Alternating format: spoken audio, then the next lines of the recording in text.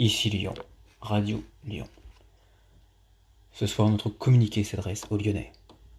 Allô, allô, arrondissement lyonnais. Écoutez bien les consignes fraternelles que nous vous adressons en plein accord avec les autorités. Mais tout d'abord, écoutons quelques messages personnels. Attila ravage les champs cataloniques. Jupiter capitule, nous le disons 2 fois. Le pédophile vert s'en prend aux Marseillais. Le Marseillais savonne le vert.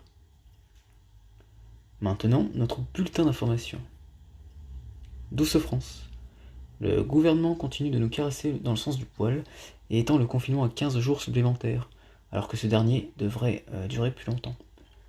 #eunuque. L'enquête sur le scénario de la contagion à Mulhouse se poursuit.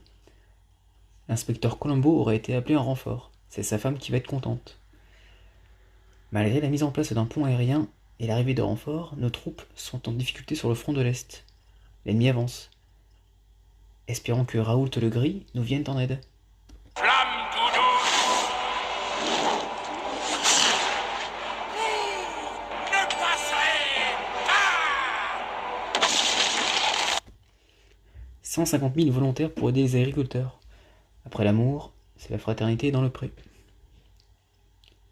International, les oligarchies technocratiques européennes sont en difficulté devant cette crise sanitaire. Quoi ? Ah merde, on n'a pas le droit de le dire ? C'est démocratiquement incorrect. Russie. Poutine annonce un confinement strict. La porte-parole du gouvernement ironise sur l'existence d'une vidéo attestant l'utilisation de lions et d'ours afin de faire respecter le confinement.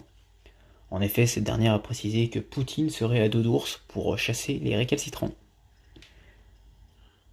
Biélorussie. Peu touchée par le virus, la vie semble poursuivre son cours. Le championnat de football amateur est maintenu. Bref, c'est normal en Biélorussie. Chine.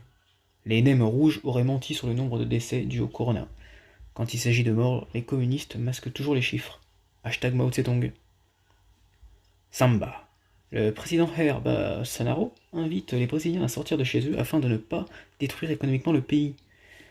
Amstramgram, pic et pic et collégramme, bourg et ratatam, Amstram, drame. Enfin, un point météo. Une vague de froid arrive sur l'Hexagone, en espérant que cela empêche les connards de sortir de chez eux. Pour les travailleurs, sortez couverts. Visiblement, le printemps est aussi confiné. C'est tout après ce 13e jour de confinement.